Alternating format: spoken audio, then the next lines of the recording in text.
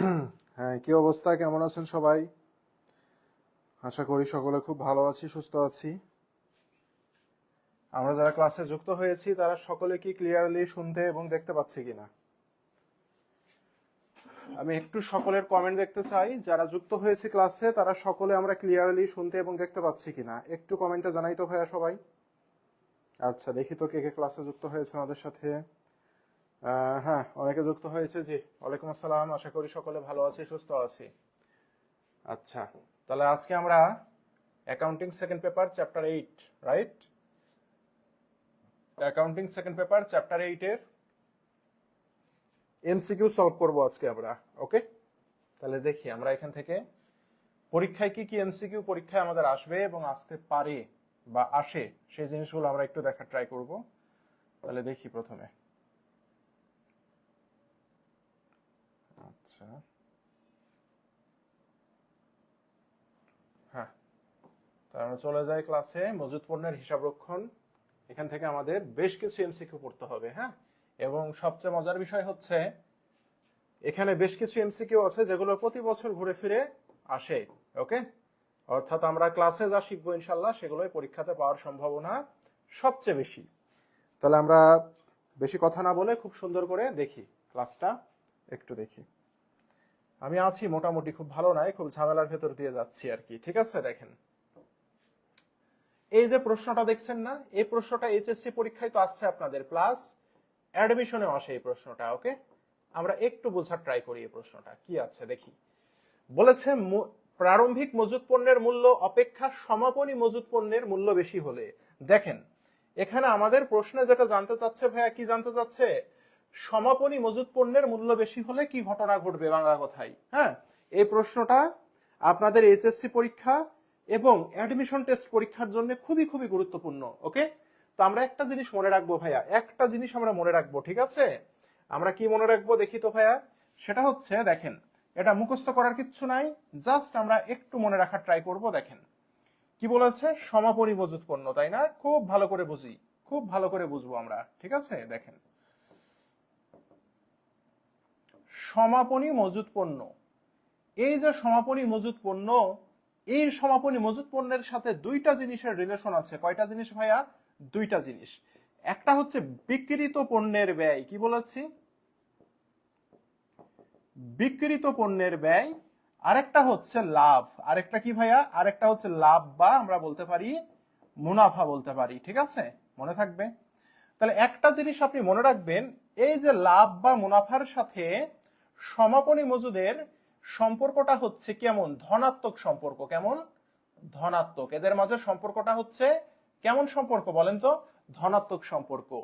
আর এই সমাপনী মজুদের সাথে বিক্রিত পণ্যের ব্যয়ের সম্পর্কটা হচ্ছে ঋণাত্মক সম্পর্ক। কেমন বলেছি ভাইয়া? ঋণাত্মক সম্পর্ক। মানে কি ভাইয়া? এটার মানে কি? ধরেন সমাপনী মজুদ যদি বেশি হয়, বেশি মানে কি প্লাস, তাহলে লাভ কেমন হবে? ধনাত্মক সম্পর্ক, লাভও বেশি হবে। সমাপনী মজুদ যদি কম হয় ভাইয়া, লাভ কেমন হবে? কম হবে। অপরপক্ষে সমাপনী মজুদ যদি বেশি হয়, বিক্রিত পণ্যের ব্যয়ের সাথে সম্পর্ক কেমন? ঋণাত্মক বা বিপরীত। তাহলে বিক্রিত পণ্যের ব্যয় কি হয়ে যাবে? কম হয়ে যাবে। আবার যদি আমরা বলি সমাপনী মজুদ কম হয়, তাহলে বিক্রিত পণ্যের ব্যয় কি হয়ে যাবে? বেশি হয়ে যাবে। আমি কি বোঝাতে পেরেছি সবাইকে? এই বলেন, আমরা কি সবাইকে বোঝাতে পেরেছি? হ্যাঁ, আজকে চ্যাপ্টারের সেকেন্ড ক্লাস। তাহলে আমরা কি পড়লাম ভাইয়া? খুব সুন্দর করে মনে রাখবেন, সমাপনী মজুদের সাথে লাভের সম্পর্ক হচ্ছে পজিটিভ বা ধনাত্মক। তার মানে কি? সমাপনী মজুদ বেশি হলে লাভও বেশি হবে, সমাপনী মজুদ কম হলে লাভও কম হবে। সমাপনী মজুদের সাথে বিক্রিত পণ্যের ব্যয়ের সম্পর্ক কি? বিক্রিত পণ্যের ব্যয়ের সম্পর্ক হচ্ছে বিপরীত। অর্থাৎ সমাপনী মজুদ যদি বেশি হয়, বিক্রিত পণ্যের ব্যয় কম হবে। সমাপনী মজুদ কম হলে বিক্রিত পণ্যের ব্যয় বেশি হবে। তাহলে এখানে আমরা যদি একটু প্রশ্নগুলোকে যদি একটু অ্যানালাইসিস করি, তাহলে দেখি তো সমাপনী মজুদ কি হয়েছে? বেশি হয়েছে। তাহলে মুনাফা কি হবে বলেন তো? মুনাফাও বৃদ্ধি পাবে না। সমাপনী মজুদের সাথে মুনাফার সম্পর্ক কেমন? ধনাত্মক। ধনাত্মক মানে কি? সমাপনী মজুদ বাড়লে মুনাফাও বাড়বে। তাহলে এই যে উত্তর ক, তাই না? মুনাফা কি হ্রাস পাবে? না, মুনাফা হ্রাস পাবে না। বিক্রয় ব্যয় বৃদ্ধি পাবে? বিক্রয় ব্যয় কি বৃদ্ধি পাবে ভাইয়া? এই যে সমাপনী মজুদ যখন বাড়ছে, ব্যয়ের সম্পর্কটা কি ঋণাত্মক না? তার মানে এটা কমবে, তাহলে এটা উত্তর হওয়ার সম্ভাবনা নাই। প্রশাসনিক ব্যয় বৃদ্ধি পাবে, এটা তো হবেই না। তাহলে আমার উত্তর কোনটা? আমার উত্তর হচ্ছে ক নাম্বার। ক্লিয়ার সবাই? ক্লিয়ার? তাহলে একের উত্তর কত হবে বলেন তো ভাইয়া? একের উত্তর কত হবে? একের উত্তর হবে ক নাম্বার। ওকে ওকে, নেক্সটে যাই আমরা। পরে আমাদের বলেছে দেখেন এটার উত্তর কি হবে? এটার উত্তর আপনারা করেন তো। একটি উৎপাদনকারী প্রতিষ্ঠান মজুদ পণ্যকে কয় ভাগে বিভক্ত করে বলেন? এই যে বলেন মজুদ পণ্য কত প্রকার, কে বলতে পারে দেখি তো ভাইয়া? মজুদ পণ্য কত প্রকার কে বলতে পারে? একটু বলেন সবাই, বলেন মজুদ পণ্যকে কয় ভাগে ভাগ করা হয়েছে, কে বলে দেখি? এটার উত্তর করেন। মজুদ পণ্য কত প্রকার? মজুদ পণ্য কত প্রকার কে বলতে পারে? 2 প্রকার, 3 প্রকার, 4 প্রকার না 5 প্রকার? দেখি সবার উত্তর দেখতে চাই আমি এটা।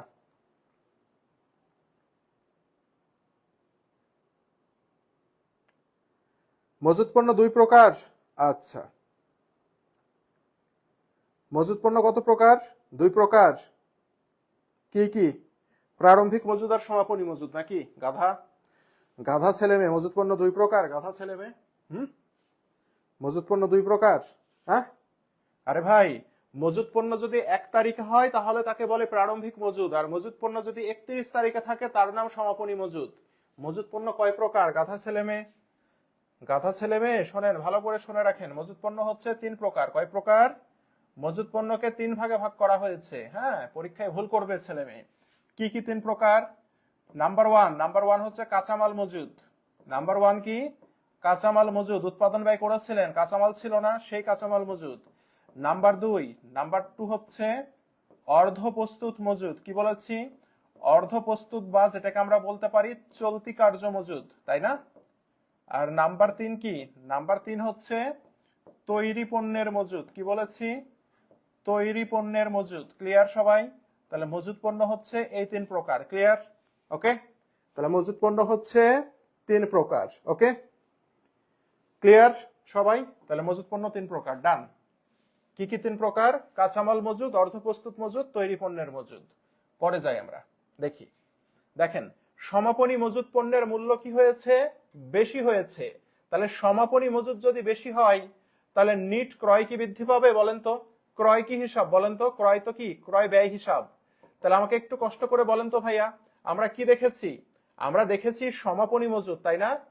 এই যে সমাপনী মজুদ, সমাপনী মজুদের সাথে 2টা জিনিসের সম্পর্ক আছে। কয়টা জিনিস? 2টা জিনিস। নাম্বার 1 কি? নাম্বার 1 হচ্ছে বিক্রিত পণ্যের ব্যয়। কি বলেছি? বিক্রিত পণ্যের ব্যয়, দ্যাট মিন্স ব্যয় হিসাব। আরেকটা কি? আরেকটা হচ্ছে লাভ বা কি? লাভ বা মুনাফা, এদের সম্পর্ক আছে, তাই না ভাইয়া? তাহলে আমি কি বলেছি? সমাপনী মজুদের সাথে লাভ বা মুনাফার সম্পর্ক কেমন?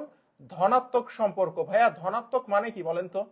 ধনাত্মক মানে হচ্ছে যদি সমাপনী মজুদ বেশি হয়, বেশি মানে কি প্লাস, তাহলে নিট লাভও প্লাস হবে, তাই না?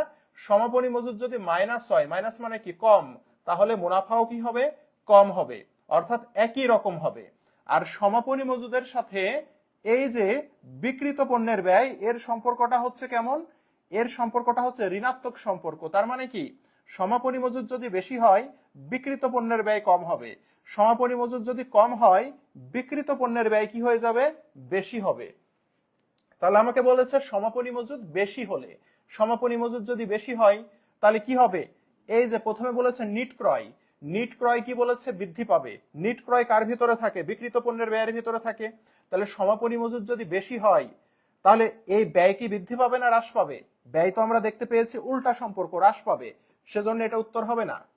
সমাপনী মজুদ যদি বেশি হয় তাহলে মোট লাভ বৃদ্ধি পায়। এই যে লাভ, সমাপনী মজুদ বেশি হওয়া মানে লাভও আমার কি হবে? বেশি হবে, ধনাত্মক সম্পর্ক যেহেতু, তাহলে এটা রাইট আছে। বিক্রিত পণ্যের ব্যয় হ্রাস পাবে, ইয়েস। দেখেন সমাপনী মজুদ যদি বেশি হয় বিক্রিত পণ্যের ব্যয় কমে যাবে, উল্টা সম্পর্ক, ঋণাত্মক সম্পর্ক। তাহলে 2 আর 3 হবে আমার উত্তর। উত্তর কত হবে? 2 আর 3। ক্লিয়ার এটা? এটা কি আমরা সবাই বুঝতে পেরেছি? 2 আর 3 উত্তর হবে। এটা কি ক্লিয়ার আমরা সবাই? একটু বলি, ক্লিয়ার? এটা ক্লিয়ার? তাহলে তাহলে আমরা কি পড়লাম ভাইয়া? সমাপনী মজুদের সাথে লাভের সম্পর্ক পজিটিভ, সমাপনী মজুদের সাথে এই যে ব্যয়, ব্যয় বা বিক্রিত পণ্যের ব্যয়ের সম্পর্ক নেগেটিভ। নেগেটিভ মানে কি? উল্টা। নেগেটিভ মানে কি? উল্টা। আর পজিটিভ মানে কি? একই রকম। সমাপনী মজুদ বেশি হলে মুনাফা বেশি হবে, সমাপনী মজুদ কম হলে মুনাফা কম হবে। সমাপনী মজুদ বেশি হলে বিক্রিত পণ্যের ব্যয় কম হবে, সমাপনী মজুদ কম হলে বিক্রিত পণ্যের ব্যয় বেশি হবে। ক্লিয়ার সবাই? পরে যাই। দেখেন কি বলেছে, দেখেন ব্যবসা প্রতিষ্ঠানের যে কোনো দিন বা সময়ে মজুদ পণ্যের পরিমাণ জানা যায় কোন মজুদ পদ্ধতিতে। দেখেন যে কোনো দিন বা যে কোনো সময়, তাই বলেছে না? মনে রাখবেন যে কোনো দিন যে কোনো সময়, অথবা যদি আমাকে বলে তাৎক্ষণিক, কি বলে?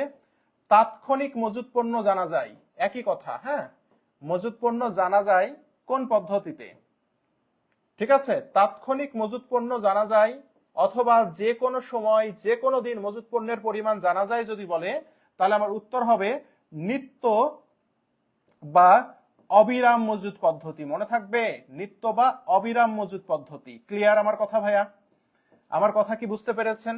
মজুদ পণ্য হিসাব করার দুটি পদ্ধতি আছে, একটা কালান্তিক আর একটা হচ্ছে নিত্য বা অবিরত মজুদ পদ্ধতি।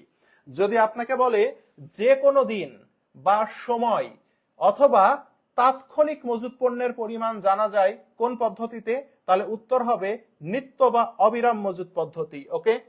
আর যদি আপনাকে বলে বছরান্তে, কি বলে ভাইয়া? বছরান্তে, অথবা আপনাকে যদি বলে নির্দিষ্ট সময় শেষে, কি বলে? নির্দিষ্ট সময় শেষে। ওকে, নির্দিষ্ট সময় শেষে মজুদ পণ্য জানা যায় কোন পদ্ধতিতে? তখন আপনার উত্তর হবে কালান্তিক মজুদ পদ্ধতি। কি বলেছি ভাইয়া?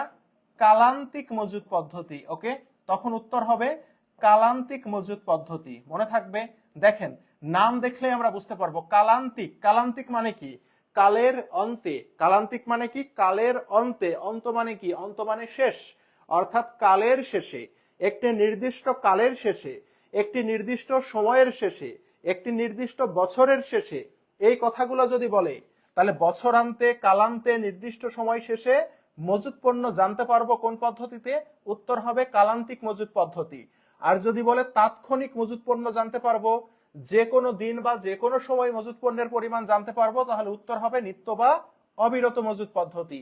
তাহলে যে কোনো দিন বা সময় যেহেতু বলেছে, আমাদের এটার উত্তর হবে নিত্য বা অবিরত মজুদ পদ্ধতি। সবাই কি ক্লিয়ার? একটু বলি, সবাই ক্লিয়ার? তাহলে এটার উত্তর হবে ভাইয়া কত নাম্বার? C number. পরে যাই। দেখেন কালান্তিক মজুদ পদ্ধতিতে কখন সমাপনী মজুদ পণ্যের পরিমাণ নির্ণয় করা যায়? দুইটাই পরীক্ষাতে আসছে। কি বলেছে? কালান্তিক। কালান্তিক মানে কি বলেন তো? কালের অন্তে বা কালের শেষে, তাই না ভাইয়া? কালের অন্তে বা কি? কালের শেষে। তাহলে কি হিসাবকালের শুরুতে হবে? না, হিসাবকালের শেষে হবে। ইয়েস, এই যে খ নাম্বার উত্তর। তাহলে মনে থাকবে সবার? তাহলে একটি কালান্তিক মজুদ পদ্ধতিতে কখন জানতে পারবো? কালের শেষে, হিসাব কালের শেষে। কোন কাল? হিসাব কাল। ওকে, পরে যাই দেখি। মাল খতিয়ান হতে জানা যায় কি? দেখেন দুইটা জিনিস আছে, আমাদেরকে দুইটা জিনিস মনে রাখতে হবে। মজুদ পণ্যের হিসাব রক্ষণ করার জন্য দুইটা হাতিয়ার আছে, একটা হচ্ছে মাল খতিয়ান আর একটা হচ্ছে কি বলেন তো? একটা হচ্ছে মাল খতিয়ান, একটা নাম হচ্ছে মাল খতিয়ান। মাল খতিয়ান মানে কি?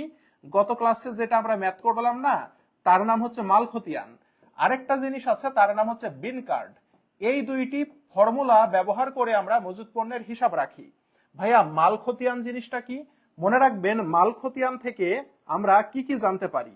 মাল খতিয়ান থেকে আমরা মালের আগমন বা প্রাপ্তি, মালের আগমন বা প্রাপ্তি, মালের প্রদান বা নির্গমন এবং মালের উদ্বৃত্ত, সেই সাথে সাথে মালের মূল্যও জানতে পারি। বুঝতে পেরেছেন? মালের মূল্য জানতে পারি। ঠিক আছে, অর্থাৎ মালের প্রাপ্তি, প্রদান, উদ্বৃত্ত এবং মালের মূল্য সম্পর্কে জানতে পারি।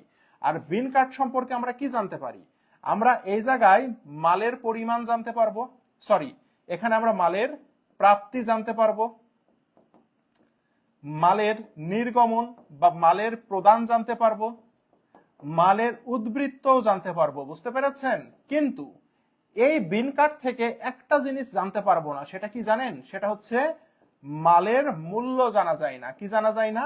মালের মূল্য জানা যায় না। মনে থাকবে ভাইয়া? তাহলে দেখেন মাল খতিয়ান আর বিন কার্ডের পার্থক্য কি। মাল খতিয়ানে আপনি মালের প্রাপ্তি প্রদান উদ্বৃত্তের পরিমাণ জানতে পারবেন, সেই সাথে সাথে মূল্যও জানতে পারবেন। আর বিন কার্ডে আপনি মালের প্রাপ্তি, মালের প্রদান, উদ্বৃত্ত এই তিনটা জিনিস শুধু জানতে পারবেন, কিন্তু কি জানতে পারবেন না ভাইয়া, আপনি মালের যে মূল্য, এই মালের মূল্যটা এখান থেকে আপনি জানতে পারবেন না। তাহলে আমরা যদি একটু পড়ি, আমাকে উত্তর প্রশ্ন চেয়েছে মাল খতিয়ান থেকে, কি বলেছে, মাল খতিয়ান হতে জানা যায়। তাহলে মাল খতিয়ান থেকে আমরা কি কি জানতে পারবো, প্রাপ্ত মালের পরিমাণ, দর ও মূল্য, ইয়েস জানতে পারবো। উদ্বৃত্ত মালের পরিমাণ, দর ও মূল্য, ইয়েস জানতে পারবো। ইস্যুকৃত মালের পরিমাণ, দর ও মূল্য, ইয়েস জানতে পারবো। তার মানে আমার উত্তর হবে 1 2 3। যেহেতু আমার মাল খতিয়ান বলেছে, তার মানে আপনি প্রাপ্ত জানতে পারবেন, ইস্যু বা প্রদান জানতে পারবেন, এবং উদ্বৃত্ত জানতে পারবেন উইথ দেয়ার মূল্য সহ। এই যে মূল্য বলেছে না, এই মূল্য মানে মনে রাখতে হবে মাল খতিয়ান। তাহলে উত্তর হবে 1 2 3। ওকে, পরে যাই। এটা আমাদের দেখেন এফওবি শিপিং পয়েন্ট, এই জিনিসটা আমাদেরকে একটু বুঝতে হবে ভাইয়া, ঠিক আছে। এফওবি কথাটার অর্থ কি, এফওবি, এফওবি মানে হচ্ছে ফ্রি অন বোর্ড। কি বলেছি, ফ্রি অন বোর্ড। এটা বোর্ড পরীক্ষায় অনেকবার আসছে, বুঝতে পেরেছেন, এবং অ্যাডমিশন টেস্টও আসছে। এখন এফওবি বা ফ্রি অন বোর্ডের কাজ কি, আমরা এক জায়গা থেকে প্রোডাক্ট কিনে আরেক জায়গায় পাঠাই না। আপনারা অনলাইনে তো অর্ডার করেন, ধরেন আপনি থাকেন চট্টগ্রামে, কিন্তু আপনি ঢাকায় কোনো জায়গায় অর্ডার করেছেন। বা আমি যদি বলি, এখন অনলাইনে অনেকে আম কিনে, তা আম তো সারা বাংলাদেশের সব জায়গায় হয় না, রাজশাহী, চাঁপাইনবাবগঞ্জ, নওগাঁ এই অঞ্চলে আম বেশি হয়। তো আপনি ধরেন আছেন চট্টগ্রামে, চট্টগ্রাম থেকে রাজশাহীতে আম অর্ডার করেছেন, তো এই আমটা কি উড়ে উড়ে আপনার ঠিকানায় চলে যাবে? যাবে না। তাহলে এই আমটা কিভাবে যাবে, নিশ্চয়ই একটি পরিবহন কোম্পানির মাধ্যমে যাবে, তাই না? তো পরিবহন কোম্পানি ধরেন সুন্দরবন কুরিয়ার। এখন আমি যে মালটা আপনাকে পাঠাবো, এই মালের মালিকানা কতক্ষণ পর্যন্ত ক্রেতার কাছে থাকবে এবং কতক্ষণ পর্যন্ত বিক্রেতার কাছে থাকবে, এই নির্ধারণটাই হয় এফওবির দুইটা শর্ত দিয়ে। একটা এফওবি ডেস্টিনেশন আর একটা হচ্ছে এফওবি শিপিং পয়েন্ট। বোঝা গেছে?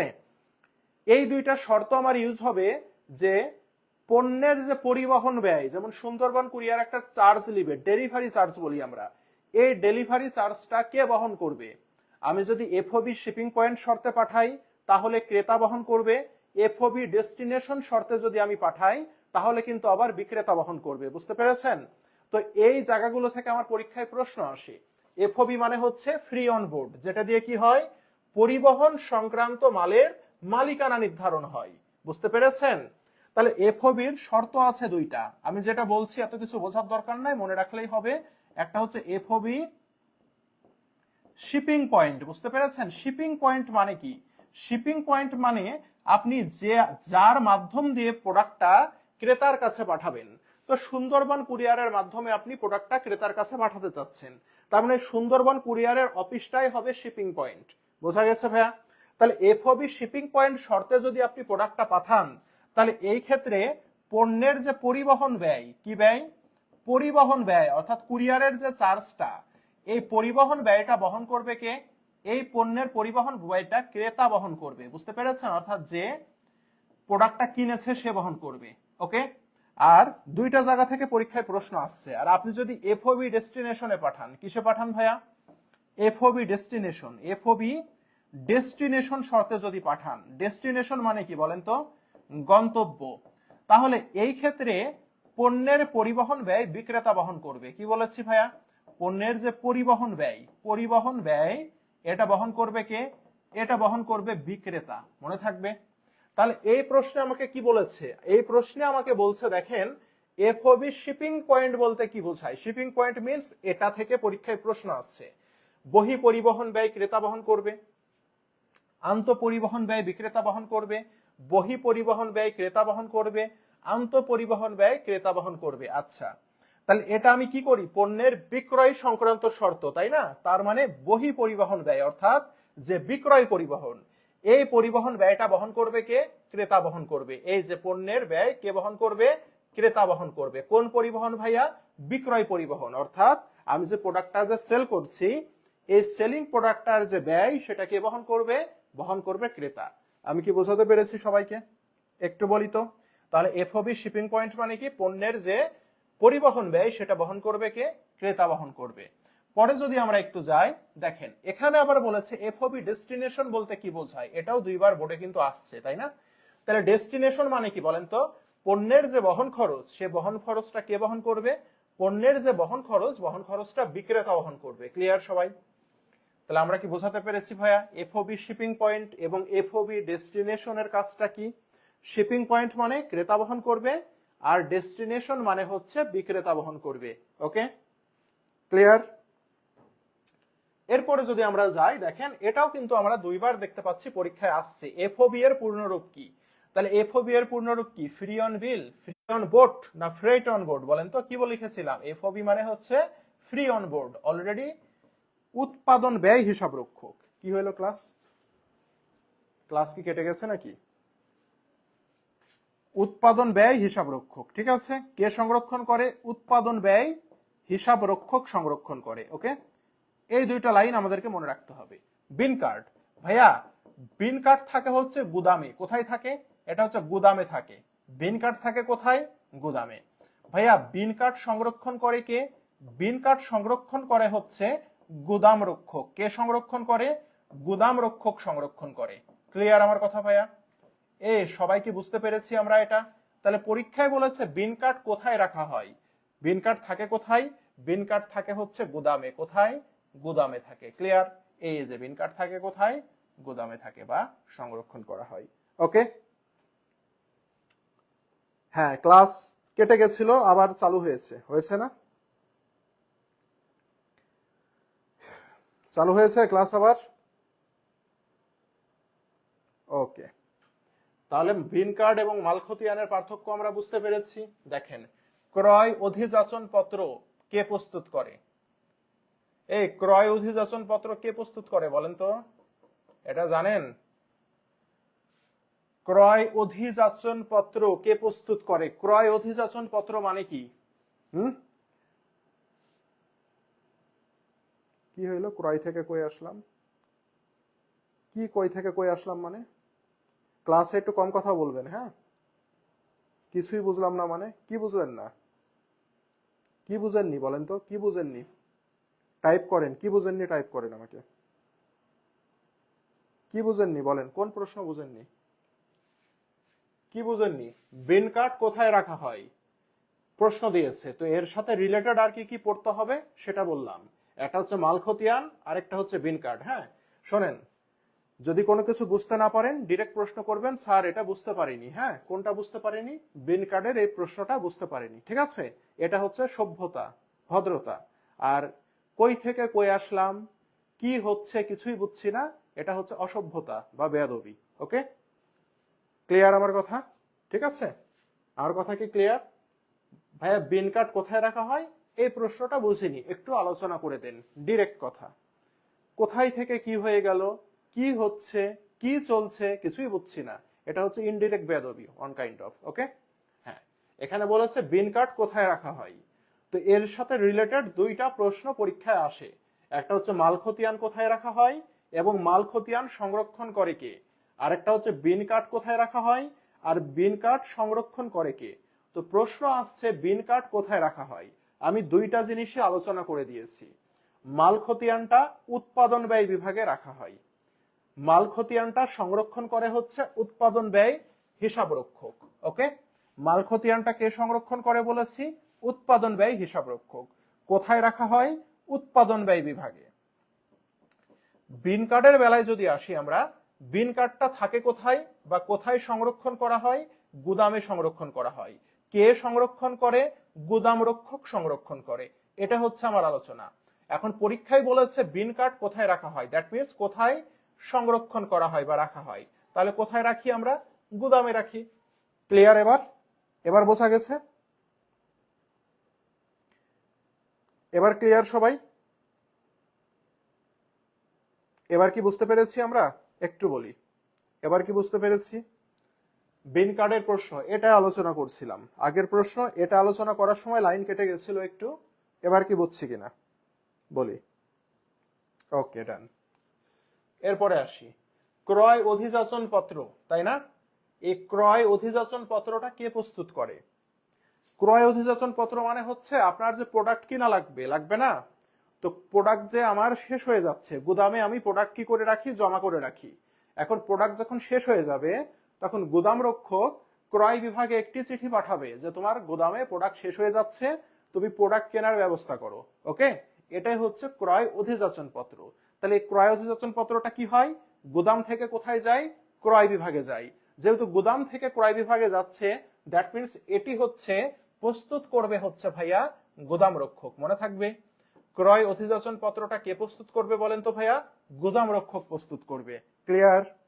ওকে, আচ্ছা আচ্ছা, সমস্যা নাই, নেন ক্লাস করেন। ওকে, তাহলে ক্রয় অধিযাচন পত্রটা কে প্রস্তুত করবে, গুদাম রক্ষক প্রস্তুত করবে। ওকে, ঢাকা বোর্ড 24-এ কিন্তু প্রশ্নটা আসছে। এরপরে যাই আমরা দেখি, এই যে দেখেন বিন কার্ড থেকে কি জানা যায়, বিন কার্ড থেকে কি মূল্য জানতে পারবো, আমরা পড়ে আসছি না, দেখেন কতবার আসছে ভাইয়া। বিন কার্ড থেকে কি আমরা মূল্য জানতে পারবো, পারবো না। মজুদ পণ্যের ঘাটতি জানতে পারবো, পারবো না।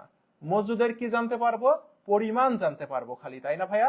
ব্যবহৃত মালের পরিমাণও জানতে পারবো না, পারবো কি ভাইয়া, মজুদের পরিমাণ। কি জানতে পারবো, মজুদের পরিমাণ। কেন ভাইয়া, কারণ বিন কার্ড এবং মাল খতিয়ান ব্যবহার করা হয় কতটুকু পণ্য আমার মজুদ আছে সেটা জানার জন্য, তাই না।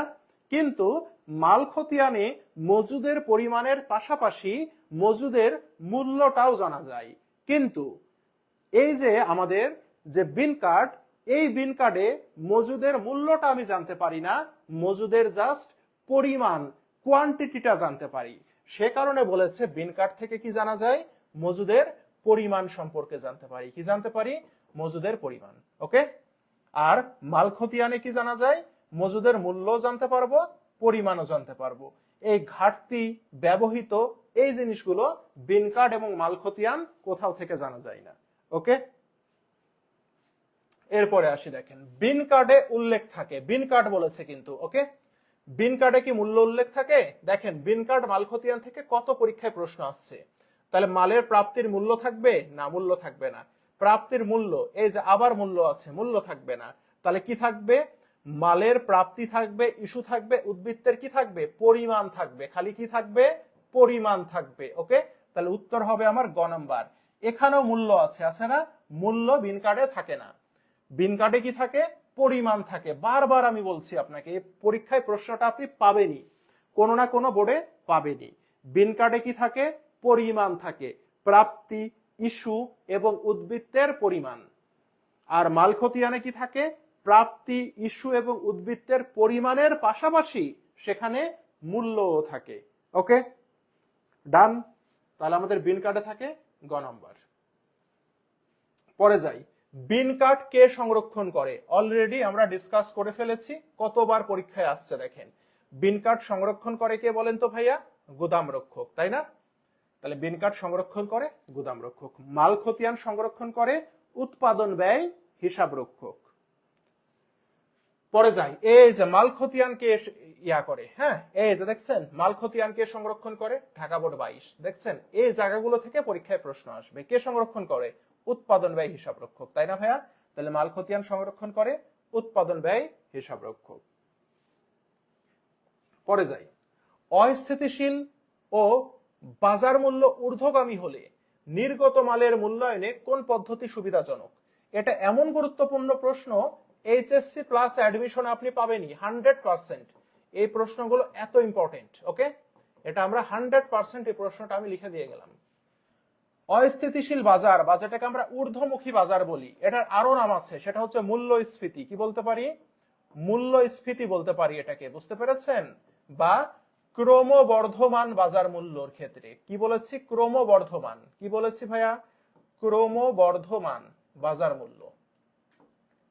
ক্রমবর্ধমান মানে কি, যখন প্রোডাক্টের দাম বাড়তেই থাকে। এই মূল্যস্ফীতি কথাটার অর্থ হচ্ছে যখন প্রোডাক্টের দাম প্রতিদিন বাড়তেই থাকে, বাড়তেই থাকে। এটাকে আমরা কি বলি, ঊর্ধ্বমূল্য বাজার, মুদ্রাস্ফীতি বাজার অথবা ক্রমবর্ধমান বাজার মূল্য। এক কথায় পণ্যের দাম বাড়তে থাকা। ওকে, এমন যদি হয় তাহলে আমি কোন পদ্ধতিতে হিসাব রাখবো, যখন পণ্যের দাম বাড়তে থাকে, ঊর্ধ্বগামী হয়, তখন আমি হিসাব রাখবো কোন পদ্ধতিতে, একটু মনে রাখবেন। হ্যাঁ, এখানে সুন্দর করে নোট করে দিই। হ্যাঁ, পণ্যের দাম বাড়তে থাকলে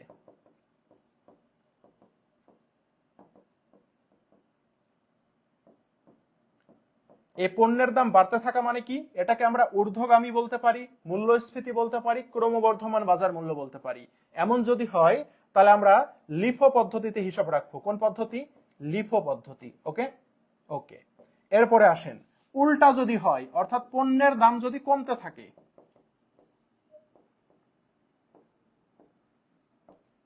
কমতে থাকলে, হ্যাঁ, পণ্যের দাম কমতে থাকলে আমরা ফিফো পদ্ধতিতে হিসাব রাখবো। মনে থাকবে ভাইয়া? এখন যদি এমন হয় পণ্যের দাম ওঠানামা করছে, ওঠানামা মানে কি? ওঠানামা মানে একদিন বাড়ছে আরেকদিন কমে যাচ্ছে, আরেকদিন বাড়ছে আরেকদিন কমে যাচ্ছে, আরেকদিন কমছে আরেকদিন বেড়ে যাচ্ছে, এমন হচ্ছে। অর্থাৎ বাড়া কমার মধ্যে যদি থাকে, তাহলে পণ্যের দাম ওঠানামা করলে কোন পদ্ধতি ফলো করব ভাইয়া? তাহলে আমরা ভারযুক্ত গড় পদ্ধতি ফলো করব। মনে থাকবে? এই সবার কি মনে থাকবে এই তিনটা পয়েন্ট? এই তিনটা থেকে পরীক্ষায় আপনি প্রশ্ন পাবেন, এই তিনটা থেকে পরীক্ষায় আপনি 100% পরীক্ষায় প্রশ্ন পাবেন। লিখে দিয়ে গেলাম। তাহলে পণ্যের দাম বাড়তে থাকলে কোন পদ্ধতি? লিফো। পণ্যের দাম কমতে থাকলে কোন পদ্ধতি? ফিফো। পণ্যের দাম ওঠানামা করলে কোন পদ্ধতি? ভারযুক্ত গড় পদ্ধতি। তাহলে বাজার মূল্য কি বলেছে? ঊর্ধ্বগামী। ঊর্ধ্বগামী মানে কি? বাড়বে। বাড়বে মানে কি? বাড়বে মানে লিফো। ক্লিয়ার? সবাই ক্লিয়ার ভাইয়া? তাহলে সব আমি লিখে দিচ্ছি, এই করে এমসিকিউ কেউ পড়াবে না, গ্যারান্টি। IS02, IS02 মানে কি? দেখেন, ইন্টারন্যাশনাল অ্যাকাউন্টিং স্ট্যান্ডার্ডস। এটা মানে কি? এটা হচ্ছে হিসাব বিজ্ঞানের বিভিন্ন নিয়ম নীতির কথা বলা আছে। তাহলে হিসাব বিজ্ঞানের নিয়ম নীতির 2 নম্বর যে নিয়ম নীতি, সেই জায়গাতে মজুত পণ্য সম্পর্কে বলা আছে। আমরা যে মজুত পণ্য পড়ছি না, মজুত পণ্যের যে চ্যাপ্টারটা পড়ছি না, তো এই মজুত পণ্যের এই চ্যাপ্টারটা যে আমরা পড়ছি, লিফো ফিফোর ম্যাথ করছি, এই জিনিসগুলো সম্পর্কে অ্যাকাউন্টিং এর কোন জায়গায় বলা আছে? সেটা হচ্ছে IS number 02, international accounting standards number 2তে মজুত পণ্য সম্পর্কে বলা আছে। এবং সেখানে আরো একটা কথা বলেছে, সেটা কি জানেন? মজুত পণ্য মূল্যায়নের ক্ষেত্রে বর্তমানে একটা পদ্ধতি নিষিদ্ধ আছে, সে পদ্ধতিটার নাম হচ্ছে লিফো পদ্ধতি নিষিদ্ধ আছে। কোন পদ্ধতি? লিফো পদ্ধতি নিষিদ্ধ আছে। তাহলে উত্তর হবে খ নম্বর। ক্লিয়ার আমার কথা? তাহলে IS নাম্বার 2তে আমাকে কোন পদ্ধতি ইউজ করতে নিষেধ করেছে, বা নিষিদ্ধ পদ্ধতি কোনটা? লিফো পদ্ধতি নিষিদ্ধ। মনে থাকবে? ওকে, নেক্সটে যাই আমরা তাহলে।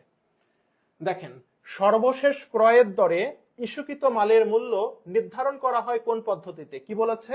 সর্বশেষ ক্রয় এর দরে আপনি ইস্যু করবেন, মানে লাস্টে যেটা কিনবেন সেটা ইস্যু করবেন।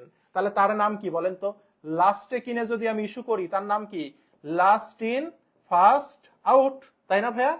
সর্বশেষ ক্রয়, সর্বশেষ ক্রয় মানে কি? লাস্ট মানে সর্বশেষ, ইস্যু করে দিচ্ছি প্রথমে, তার মানে কি? Last in first out. তার মানে তার নাম হচ্ছে ভাইয়া শেষে আসলে আগে যাই পদ্ধতি। তার মানে কি? তার মানে হচ্ছে লিফো পদ্ধতি, তাই না? শেষে আসলে আগে যাই মানে কি? শেষে আসলে আগে যাই মানে হচ্ছে লিফো পদ্ধতি। ঠিক আছে? এটা আই হবে না, এটা হবে যাই। ওকে, আগে যাই পদ্ধতি। ক্লিয়ার? বোঝা যাচ্ছে ইজিলি। দেখেন, পচনশীল পণ্যের ক্ষেত্রে কোন পদ্ধতি মূল্যায়ন করা যুক্তিযুক্ত? পচনশীল পণ্য, আপনি নর্মাল সেন্সে চিন্তা করেন তো, যে পণ্যগুলো পচে যায়, শাকসবজি হতে পারে, ফলমূল হতে পারে, কাঁচামাল হইতে পারে, তাহলে এই যে প্রোডাক্টগুলো আমার পচে যাওয়ার সম্ভাবনা আছে, তাহলে সেই ক্ষেত্রে আমি কোন পদ্ধতি ফলো করব? অবশ্যই ফিফো পদ্ধতি ফলো করব না।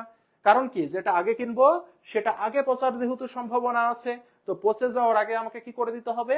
সেল দিয়ে দিতে হবে। তাহলে দুইটা জিনিস এখান থেকে মনে রাখতে হবে। নাম্বার 1, পচনশীল পণ্যের ক্ষেত্রে ফলো করব কোন পদ্ধতি বলেন তো? পচনশীল পণ্যের ক্ষেত্রে, পচনশীল পণ্যের ক্ষেত্রে হচ্ছে ফিফো। ওকে। আর তরল পণ্য, কি পণ্য ভাইয়া? তরল পণ্য। তরল পণ্য কি হতে পারে? তরল পণ্য হইতে পারে ফুয়েলিং স্টেশনের যে পেট্রোল, তেল হতে পারে, ঠিক আছে, পানি হইতে পারে, তো এগুলো হচ্ছে তরল পণ্য। তাহলে তরল পণ্যের ক্ষেত্রে কোন পদ্ধতি বলেন তো? তরল পণ্যের ক্ষেত্রে কিন্তু ভাইয়া ভারযুক্ত গড় পদ্ধতি। কোন পদ্ধতি? ভারযুক্ত গড় পদ্ধতি। মনে থাকবে? সবার কি মনে থাকবে ভাইয়া? তাহলে আমরা কি পড়লাম? পচনশীল পণ্যের ক্ষেত্রে ফিফো, তরল পণ্যের ক্ষেত্রে ভারযুক্ত। এই দুইটাই পরীক্ষায় আসে। তাহলে পচনশীলের ক্ষেত্রে কোনটা বলেন তো? ফিফো পদ্ধতি। ক্লিয়ার? পড়ে যাই। দেখেন, মূল্য হ্রাসের ধারা অব্যাহত থাকলে কোন পদ্ধতিতে মূল্যায়ন করা উচিত? মূল্য হ্রাস মানে কি? দাম কমে যাওয়া। তো আমরা একটু আগে কি পড়লাম? দাম যখন কমে থাকবে তখন ফিফো, তাই না? দাম কমতে থাকলে কোন পদ্ধতি? দাম কমতে থাকলে ফিফো পদ্ধতি, তাই না? আর দাম বাড়তে থাকলে কোন পদ্ধতি? লিফো পদ্ধতি। দাম কমতে থাকলে ফিফো, বাড়তে থাকলে লিফো। ক্লিয়ার? আর ওঠানামা করলে ভারযুক্ত। পরে যাই দেখি, ম্যাথ দিয়েছে আমাদের। কি দিয়েছে? ম্যাথ দিয়েছে। খুব মনোযোগ দিয়ে শুনবেন। দেখেন, ম্যাথ করতে দিয়েছে আমাদের। তো ম্যাথে বলছে উৎপাদনকারী প্রতিষ্ঠানের গুদামে 1 জুলাই 10 টাকা মূল্যের 100 কেজি দ্রব্য মজুদ ছিল। 15 জুলাই তারিখে 50 কেজি দ্রব্য ইস্যু করা হয়। 20 জুলাই তারিখে 15 টাকা দরে 150 কেজি দ্রব্য ক্রয় করা হয়। 20 জুলাই তারিখে ফিফো পদ্ধতিতে গুদামে রক্ষিত দ্রব্যের মূল্য কত? তাহলে গুদামে রক্ষিত দ্রব্য মানে কি? এটাকে আমরা বলবো সমাপনী মজুদ। গুদামে যেটা থাকে তার নাম কি? তার নাম হচ্ছে সমাপনী মজুদ। তাহলে সমাপনী মজুদের মূল্য নির্ণয় করতে বলছে আপনাকে কোন পদ্ধতিতে? ফিফো পদ্ধতিতে। কি করে আমরা নির্ণয় করব দেখেন, আগে লিখে নেবেন। 1 জুলাই তারিখে আপনার কাছে ছিল কত? 1 জুলাই তারিখে আপনার কাছে ছিল 10 টাকা করে কত একক প্রোডাক্ট বলেন তো? 100 কেজি। সুন্দর করে একটু রাফে লিখে করবেন, অত মৌখিক অঙ্ক করার দরকার নাই। 10 টাকা দরে 100 কেজি, তাহলে কত হয়? 1000 টাকার প্রোডাক্ট ছিল, তাই না? এখন আপনাকে বলেছে 15 জুলাই তারিখে 50 কেজি দ্রব্য ইস্যু করা হয়। তাহলে কোন পদ্ধতি? ফিফো পদ্ধতি। তাহলে এই 100 কেজি থেকে আমি এখন কি করব? 50 কেজি বিক্রি করে দিব। তাহলে 100 কেজি থেকে যদি আমি 50 কেজি বিক্রি করে দিই, হ্যাঁ, এই যে 50 কেজি যদি আমি বিক্রি করে দিই, বিক্রি করলে আমার কাছ থেকে চলে যাবে। তাহলে আমার হাতে কত কেজি থাকবে? 10 টাকা করে 50 কেজি থাকবে। তাহলে আমার কত টাকার প্রোডাক্ট থাকবে? 500 টাকার প্রোডাক্ট থাকবে। এরপরে দেখেন, 20 জুলাই তারিখে 15 টাকা দরে 150 কেজি দ্রব্য আবার কিনেছেন। তো কিনলে কি হবে? অ্যাকাউন্টে যোগ হয়ে যাবে। তাহলে 15 টাকা দরে আপনি কত কেজি কিনেছেন ভাইয়া? 150 কেজি কিনেছেন, তাই না? তাহলে 15 টাকা করে যদি আমি 150 কেজি কিনি, তাহলে কত হয় বলেন তো? 15 15 কত হয়? 15 15 হচ্ছে 2250। 15 15 হচ্ছে 2250, তাই না? তাহলে 2250 হয়, তাই না? আর কি অঙ্কে কিছু আছে? আর কিছু নাই। তাহলে টোটাল আমার গুদামে কত টাকার প্রোডাক্ট থাকলো? গুদামে থাকলো হচ্ছে আমার 200 কেজি প্রোডাক্ট, তাই না? 200 কেজি প্রোডাক্টের দাম কত ভাইয়া? 2750 টাকা। তাহলে এটাই হচ্ছে আমার গুদামে রক্ষিত দ্রব্যের মূল্য, 2750 টাকা। আমি কি বোঝাতে পেরেছি ভাইয়া? সবাই কি আমরা ক্লিয়ার? দেখেন, 1 তারিখে আমার 10 টাকা মূল্যের 100 কেজি দ্রব্য ছিল। তো 1 তারিখে আমি 10 টাকা মূল্যের 100 কেজি 1000 টাকার প্রোডাক্ট আমার ছিল। 15 জুলাই তারিখে আমি 50 কেজি দ্রব্য ইস্যু করেছি। ইস্যু করা মানে কি? বিক্রি করে দিয়েছি। তো বিক্রি করলে কি কমে যাবে না? গুদাম থেকে মাল কমে যাবে না? তাহলে 100 কেজি থেকে 50 কেজিকে কমাই দিলাম। তাহলে এখন আমার থাকবে কত? এখন আমার থাকবে এই 10 টাকা করে 50 কেজি প্রোডাক্ট থাকবে। তাহলে কত হয়? 500 টাকার প্রোডাক্ট থাকবে। নতুন করে আমি আবার কি করছি? 20 জুলাই তারিখে 15 টাকা দরে 150 কেজি প্রোডাক্ট কিনছি। তাহলে 15 গুণন 150 কত? 2250। তাহলে এই 500 আর 2250 কত হয়? 2750। তাহলে 200 কেজি প্রোডাক্ট আমার আছে, 2750 টাকা দাম। আমার উত্তরে জানতে চেয়েছে টাকা, তাই উত্তর হবে 2750 টাকা। যদি বলতো কত কেজি প্রোডাক্ট আছে বা পরিমাণ কত, তখন উত্তর হইতো 200 কেজি। সবাই কি ক্লিয়ার? ওকে, নেক্সট আমরা যাই দেখি। আবার ম্যাথ দিয়েছে, দেখছেন? এই যে দেখছেন, ফিফো পদ্ধতিতে সমাপনী মজুদের মূল্য কত? একই নিয়ম। এটা কোথায় আসছে? কুমিল্লা বোর্ড 24। এরকম একটা ম্যাথ আমি প্রশ্নে পাবো। পরে দেখি, লাবণী ট্রেডার্স এত সালের নিম্নোক্ত লেনদেন আছে। কি লেনদেন? প্রারম্ভিক মজুদ 1500 একক 10 টাকা করে। হ্যাঁ, একটু সংক্ষেপে লিখে নিব। 1500 একক কত করে? 10 টাকা করে। তাহলে 1500 একক 10 টাকা করে কত হয়? 15000 টাকা। ওকে, ক্রয় করেছি কত? এই যে ক্রয় করেছি 1000 একক 20 টাকা করে। তাহলে 1000 গুণন 20 কত হয় বলেন তো? 20000 হয়। এবার আমি বিক্রি করছি কত? 2000 একক বিক্রি করছি। কত একক বিক্রি করেছি? 2000 একক বিক্রি করেছি, তাই না? তাহলে 2000 একক যদি আমি বিক্রি করি, কোন পদ্ধতি? ফিফো পদ্ধতি। তার মানে কি সবার আগে আছে কোনটা? আমার এটা। এই 1500 আগে আমাকে বিক্রি করতে হবে। তাহলে এই 1500 যদি আমি বিক্রি করে দিই, বিক্রি করা মানে কি? চলে যাওয়া। আমার গুদাম থেকে চলে গেল, 1500 চলে গেল। তাহলে বিক্রি তো করতে হবে 2000। তাহলে বাকি তো আরো 500 বিক্রি করতে হবে। এই 500 আমি কই থেকে বিক্রি করব? এখান থেকে বিক্রি করব। তাহলে এই 500 যদি আমি এখান থেকে বিক্রি করি, হাতে তাহলে থাকবে কত? 500 থাকবে। কত করে? 20 টাকা করে। কত হয়? 10,000 টাকা। ক্লিয়ার এই পর্যন্ত? এরপরে দেখেন, 31 তারিখে আপনি আবার প্রোডাক্ট কিনছেন, নতুন করে কিনেছেন, কত? 500 একক প্রোডাক্ট কিনেছেন, কত টাকা করে ভাইয়া? 15 টাকা করে। তাহলে 5 15 কত? 75, 7500। তাহলে আর কি অঙ্কে কিছু আছে? কিচ্ছু নাই। তাহলে আপনার কারখানায় কয়টা প্রোডাক্ট থাকছে? 1000টি প্রোডাক্ট থাকছে, তার দাম কত? 17500 টাকা। ওকে, তাহলে আমাকে কি বলেছে? টাকা বের করতে বলেছে, আমাকে বলেছে সমাপনী মজুদের মূল্য কত, তার মানে এটা বের করতে বলেছে। তাহলে উত্তর হবে কত? 17500। আর যদি বলতো সমাপনী মজুদের পরিমাণ কত, তাহলে হয়তো 1000 একক। আমি কি বোঝাতে পেরেছি এটা সবাইকে? এই বলেন, ফিফো পদ্ধতিতে সমাপনী মজুদের মূল্য কি আমরা বুঝতে পেরেছি? আবার বলবো দেখেন, অঙ্কে প্রারম্ভিক মজুদ মানে এটা আমার গোদামে জমা আছে 1 তারিখে, কত করে? 1500 একক, 10 টাকা করে। একটু লিখে নিব, কত টাকার প্রোডাক্ট? 15000 টাকার প্রোডাক্ট আমার আছে। পণ্য কিনছি, তা কিনলে কি আমার কারখানায় যোগ হয়ে যাবে, গোদামে যোগ হয়ে যাবে। কত করে? 20 টাকা করে। তার মানে কত? 20000 টাকা। এটা আমার গোদামে এখন আছে। এখন 20 তারিখে আমাকে বিক্রি করে দিতে বলছে 2000। তো 2000 যে আমি বিক্রি করব কোন পদ্ধতি? ফিফো পদ্ধতি। তাহলে সবার আগে আমাকে বেচতে হবে এই 1500। এই 1500 আমি ধরেন বিক্রি করে দিলাম, এটা আমার গোদাম থেকে নাই হয়ে গেল, এই জন্য কেটে দিলাম এটাকে। তাহলে 1500 বিক্রি করলাম, তো বিক্রি করতে হবে 2000, তার মানে আরো 500 বিক্রি করতে হবে। তাহলে এই 500 আমি এখন কই থেকে বিক্রি করব? এই জায়গা থেকে। তার মানে -500। -500 করলে এখানে থাকবে কত? 500। কত করে? 20 টাকা করে। কত হয়? 10000 হয়। হইলো? এরপরে দেখি 31 তারিখে আমি আবার কি করছি? আবার 500 একক পণ্য কিনেছি। তাহলে এর সাথে লিখে দিই, 500 একক কত করে? 15 টাকা করে। 5 15 কত? 75, 7500। তাহলে টোটাল আমার কারখানায় 1000 একক প্রোডাক্ট থাকবে, দাম কত? 17500 টাকা। ডান, শেষ। দুইবার বোঝাই দিলাম। বুঝছি sir, very good, thank you. তাহলে এইভাবে আমাদের অনেক পরীক্ষায় প্রশ্ন আসবে, আমরা দেখতে পাবো। দেখেন, এবার বলেছে ভারযুক্ত গড় পদ্ধতিতে বিক্রিত পণ্যের ব্যয় কত। দেখছেন ভাইয়া, এবার কিন্তু আমাকে বিক্রিত পণ্যের ব্যয় নির্ণয় করতে বলেছে। ভালো করে বুঝেন, এবার কিন্তু আমাকে বলেনি যে গুদামে কতটুকু প্রোডাক্ট থাকবে অথবা সমাপনী মজুদ কত, এই দুইটার অর্থ একই। এবার আপনাকে বলেছে বিক্রিত পণ্যের ব্যয় কত। ভাইয়া, বিক্রিত পণ্যের ব্যয় মানে কি জানেন? বিক্রিত পণ্যের ব্যয় মানে হচ্ছে এই যে আপনি যে পণ্য বিক্রি করছেন, আপনি পণ্যটা কত টাকা করে বিক্রি করছেন সেটা জানতে চাচ্ছে।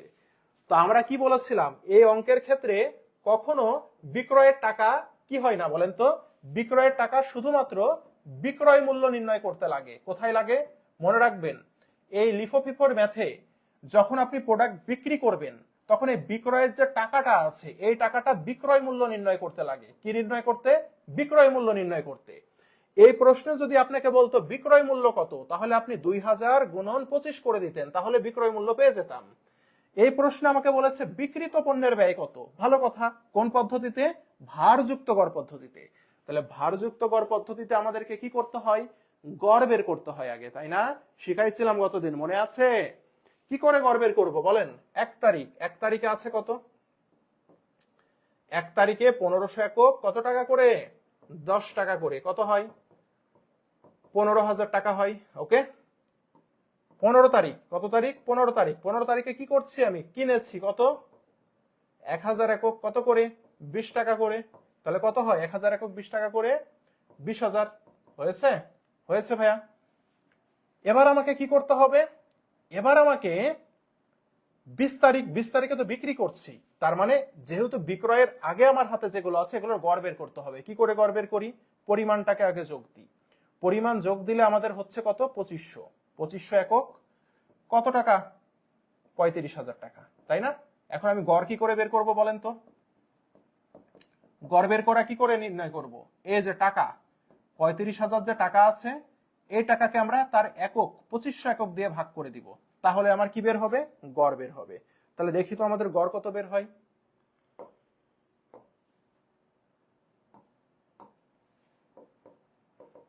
35000 ভাগ 2500, তাহলে গড় বের হয়েছে আমাদের 14 টাকা। কত টাকা? 14 টাকা। ঠিক আছে, এই যে গড় বের হলো 14 টাকা গড় বের হলো। এখন দেখেন, আপনি বিক্রি করেছেন কত একক বলেন তো? 2000 একক বিক্রি করেছেন না? তাহলে এখন বিক্রিত পণ্যের ব্যয় আমি কি করে বের করব? দেখেন, এই বিক্রিত পণ্যের ব্যয় সমান বিক্রয় করেছেন কত? 2000 একক গুণন গড় কত করে? 14 টাকা করে। তাহলে 14 দুগুণে কত? 28,000 টাকা। এই 28,000 টাকাই হচ্ছে আমার কি বলেন তো বিক্রিত পণ্যের ব্যয়। উত্তর খ। ক্লিয়ার সবাই? এই বিক্রিত পণ্যের ব্যয় কি আমরা বুঝতে পেরেছি? কয়টা বিক্রি করছি? 2000 বিক্রি করছি। ভাইয়া 2000 যে আমি বিক্রি করছি ভারযুক্ত গড় পদ্ধতিতে, তো ভারযুক্ত গড় পদ্ধতিতে আমরা কি করি? ভারযুক্ত গড় পদ্ধতিতে আমরা বিক্রি করার সময় তার গড় টাকা দিয়ে গুণ দিই। তো তার গড় টাকা আমি কি করে বের করলাম? 1 তারিখে আমার হাতে ছিল, 15 তারিখে আমি কিনেছি। তাহলে হাতে যেটা আছে আর যেটা কিনেছি সেটা আমি কি করলাম? গড় বের করলাম। 2500 ইউনিট আমার গোদামে আছে, 35,000 টাকার প্রোডাক্ট আছে। তাহলে 35,000কে 2500 ইউনিট দিয়ে ভাগ দিয়ে দিলাম, 14 টাকা করে পেলাম। এটা হচ্ছে গড়। এখন বিক্রি করেছি কত? 2000 একক। তার গড় কত? 14 টাকা। তাহলে 2000 ইন্টু 14 কত হয় ভাইয়া? 28,000 টাকা। এটাই হচ্ছে ভারযুক্ত গড় পদ্ধতিতে বিক্রিত পণ্যের ব্যয়। ক্লিয়ার? এই সবাই কি বুঝছি? একটু বলি, সবাই কি বুঝতে পেরেছি এটা? একটু বলি তো ভাইয়া, এটা বুঝতে পেরেছি কিনা? প্রারম্ভিক মজুদ প্লাস ক্রয় মাইনাস বিক্রিত পণ্যের ব্যয় এভাবে হয়? হ্যাঁ হ্যাঁ, বিক্রি করার আগের এন্ট্রি গুলো নিবেন। গত ক্লাসে আমরা দেখলাম না যে ভারযুক্ত গড় পদ্ধতিতে আমরা কিভাবে করলাম রে ভাই? গত ক্লাসে তো আমরা দেখেছি বিক্রি করার আগে পর্যন্ত যে এন্ট্রি আছে প্রারম্ভিক মজুদ ক্রয়, এই দুইটাকে যোগ করে আমরা গড় করি, তাই না? এটাই তো শিখলাম, তাই না? আবার দেখেন 31শে ডিসেম্বর তারিখে মজুদ পণ্যের উদ্বৃত্তের পরিমাণ নির্ণয় করে, এবার কিন্তু টাকা বলেনি, কি বলেছে? উদ্বৃত্ত বলেছে, তাই না? তাহলে উদ্বৃত্ত যদি নির্ণয় করতে বলে, উদ্বৃত্ত আমরা কি করে নির্ণয় করব বলেন তো? উদ্বৃত্ত মানে কি? উদ্বৃত্ত মানে সমাপনী মজুদ নির্ণয় করতে বলেছে। তাহলে সমাপনী মজুদ আমরা কি করে নির্ণয় করব ভাইয়া? দেখেন সমাপনী মজুদের উদ্বৃত্ত নির্ণয় করতে বলেছে, টাকা বলেনি। হ্যাঁ, উদ্বৃত্ত বলেছে। তাহলে উদ্বৃত্ত আমরা কি করে নির্ণয় করব? উদ্বৃত্ত নির্ণয় করব প্রারম্ভিক মজুদ প্লাস ক্রয় মাইনাস ইস্যু, তাহলে উদ্বৃত্ত নির্ণয় হয়ে যাবে। ঠিক আছে, প্রারম্ভিক মজুদ প্লাস ক্রয় মাইনাস ইস্যু। তাহলে প্রারম্ভিক মজুদ আছে কত? 500 একক। এই যে একক গুলো নিব খালি, 500 একক প্লাস ক্রয় আছে কত দেখি তো? ক্রয় করেছি এখানে 300, এখানে ক্রয় করেছি 400। তাহলে 4 আর 3 কত? 700 আমি কিনেছি, তাই না? মাইনাস ইস্যু করেছি কত আমি দেখি তো? 700, এখানে 700, এখানে 200। তাহলে 700 আর 200 কত? 900। তাহলে কত হয়? 7 5 12, 12 থেকে 9 বাদ দিলে কত? 300 একক। কত একক? 300 একক। ওকে, তাহলে সমাপনী মজুদের উদ্বৃত্ত কত ভাইয়া? 300 একক। ক্লিয়ার? সবাই কি ক্লিয়ার? একটু বলি তো। হ্যাঁ, সমাপনী মজুদ দেখেন, সমাপনী মজুদ পণ্যের 31 তারিখ মজুদ পণ্যের উদ্বৃত্ত, সমাপনী মজুদের উদ্বৃত্ত কি করে নির্ণয় করব? প্রারম্ভিক মজুদ ক্রয় মাইনাস ইস্যু। ডান। ওকে, পরে যাই দেখি কোন পদ্ধতিতে মজুদ মালের মোট মূল্যকে মোট পরিমাণ দ্বারা ভাগ করে একক প্রতি মূল্য নির্ণয় করা যায়। একটু আগে করলাম না? মোট টাকাকে কি করলাম? মোট একক দিয়ে ভাগ করলাম, করে আমরা একক প্রতি মূল্য নির্ণয় করলাম। তার নাম কি? তার নাম হচ্ছে ভারযুক্ত গড় পদ্ধতি। তার নাম কি ভাইয়া? তার নাম ভারযুক্ত গড় পদ্ধতি। দেখছেন দুইটা বোর্ডে চলে আসছে, ঢাকা বোর্ড এবং রাজশাহী বোর্ড। মালের মূল্য যখন ওঠানামা করে, দেখছেন ওঠানামা থেকে পরীক্ষায় প্রশ্ন আসছে, রাজশাহী বোর্ড 24। বলেন এটার উত্তর কি হবে? এটা আমি বলবো না। মালের মূল্য ওঠানামা করলে কোন পদ্ধতি? কে বলতে পারে? শরীর প্রচন্ড খারাপ বুঝছেন, ক্লাস নিতে অবস্থা খারাপ হয়ে যাচ্ছে। মালের মূল্য ওঠানামা করলে কোন পদ্ধতি? কে বলতে পারে দেখি তো ভাইয়া? এ বলেন, মালের মূল্য যখন ওঠানামা করবে কোন পদ্ধতি ফলো করব? আপনারা উত্তর করেন। এটা পড়াইছি না ভাইয়া? মালের মূল্য ওঠানামা করলে ভারযুক্ত গড় পদ্ধতি, রাইট? অলরেডি আমরা পড়াই ফেলেছি এটা। পরে যাই। ভারযুক্ত গড় পদ্ধতিতে একক প্রতি পণ্যের মূল্য কত? তো একক প্রতি মালের মূল্য কি করে বের করে? দেখেন 1 তারিখে আছে কত? 1 তারিখে আছে 200 একক। কত টাকা করে? 20 টাকা করে। তাহলে 200 একক 20 টাকা করে কত হয়? 4000 টাকা। মার্চের 7 তারিখে 300 একক পণ্য 30 টাকা করে ক্রয় করেছেন, তাই না? তাহলে কত একক? 300 একক পণ্য আপনি 30 টাকা করে ক্রয় করেছেন। তার মানে কত হবে? 9000 টাকা হবে। তাহলে টোটাল আপনার একক কত? টোটাল একক হচ্ছে আপনার 3 আর 2 5,000 একক, তাই না? টোটাল টাকা কত? 9 আর 4 13,000 টাকা। এখন আমি একক প্রতি কি করে বের করব বলেন তো? একক প্রতি কি করে বের করব? 13,000 ভাগ কত? 500, তাহলে হয়ে গেল। টাকাকে একক দিয়ে ভাগ করে দিব, তাহলে কাজ শেষ। তাহলে কত হয়? 26 হয় নাকি? 13,000 ভাগ 500, 5 26 130 না? হ্যাঁ 26। তাহলে কত হবে? 26 টাকা আছে না? হ্যাঁ ক্লিয়ার? ভারযুক্ত। ওকে, নেক্সট যাই আমরা, দেখি কি বলেছে। এগুলো পরীক্ষায় প্রশ্ন আসবে। দেখেন, ইস্যুকৃত পণ্যের মূল্য কত? কোন পদ্ধতিতে? ফিফো পদ্ধতিতে। আপনাকে বলেছে ইস্যুকৃত পণ্যের মূল্য কত, তাহলে আপনি ইস্যু করছেন কোথায় সেখানে যেতে হবে আপনাকে। দেখি, দেখেন 1 মার্চ তারিখে 200 একক এত টাকা করে কিনেছেন, তাহলে 200 একক আপনি কিনছেন কত টাকা করে ভাইয়া? 20 টাকা করে। কত হয়? 200 একক 20 টাকা করে। আচ্ছা, তাহলে এখানে 4,000 টাকা, তাই না? পরে যান, 7 মার্চ তারিখে 300 একক কিনছেন 30 টাকা করে। 300 একক কিনছেন 30 টাকা করে, তাহলে কত হয়? 9,000 টাকা হয়। এটা হচ্ছে প্রারম্ভিক, এটা হচ্ছে ক্রয়। ইস্যুতে চলে আসেন। ইস্যু কোথায়? দেখেন 31 মার্চ তারিখে 250 একক পণ্য ইস্যু করেছেন আপনি। ভালো করে বুঝেন, কত একক ইস্যু করেছেন? এটা আপনার গুদামে আছে। এই গুদামে থাকা থেকে আপনি ইস্যু করবেন কত? 250 একক ইস্যু করবেন। এখন এই 250 যে ইস্যু করবেন কত টাকা সেটা জানতে যাচ্ছে। কোন পদ্ধতি? ফিফো পদ্ধতি। তাহলে যেহেতু ফিফো পদ্ধতি, সবার আগে ইস্যু করব কোনটা বলেন তো? এটা না, এই 200 ইস্যু করতে হবে। তাহলে এই 200 দাম কত? 200 × 20 কত হয়? 4,000 টাকা হয়। হইলো? তাহলে 250 যে ইস্যু করতে বললো, প্রথমে ছিল 200 ইস্যু করলাম, আরো কত ইস্যু করতে হবে? আরো 50টা ইস্যু করতে হবে না? তাহলে এই 50টা আমি নিব কোথায় থেকে? এই 50টা আমি নিব 300-র ভেতর থেকে। তাহলে 300-র ভেতর থেকে যে আমি 50টা নিব, তার দাম কত করে? তার দাম 30 টাকা করে। তাহলে 50 × কত? 30, তাহলে কত হবে? 1500 হবে। তাহলে টোটাল ইস্যু করতে বলেছিল কয়টা? 250টা। মিলেছে? এই যে 250টা ইস্যু করতে বলেছিল না, তাহলে 250 ইস্যু মিললো। কত টাকা এবার দেখি? 5,500 টাকা। ওকে, তাহলে দেখি তো 5,500 আছে কিনা। এই যে 5,500 আছে। এটা কি বুঝছি আমরা? এই আকাশের ফিফো পদ্ধতিতে ইস্যুকৃত পণ্যের মূল্য কি বুঝতে পেরেছি? আপনাকে কিন্তু বলেনি যে সমাপনী মজুদের মূল্য কত, সেটা বলেনি। বলেছে ইস্যু যে আপনি করেছেন, কত টাকার প্রোডাক্ট ইস্যু করেছেন। ইস্যু করেছি হচ্ছে 250 একক। তাহলে 250 যে আমি ইস্যু করছি, 1 তারিখে আমার ছিল কত গুদামে? 200 একক ছিল। মার্চের 7 তারিখে 300 একক কিনেছি, তাহলে এটা আমার গুদামে আছে। এখান থেকে আমাকে ইস্যু করতে হবে কত? 250। কোন পদ্ধতিতে? ফিফো পদ্ধতিতে। তো ফিফো মানে কি? সবার আগে যেটা আছে সেটা বিক্রি করতে হবে। তো সবার আগে আছে কত? 200 একক। এই যে দিলাম 200 একক, কত করে? 20 টাকা করে, 4,000 টাকা।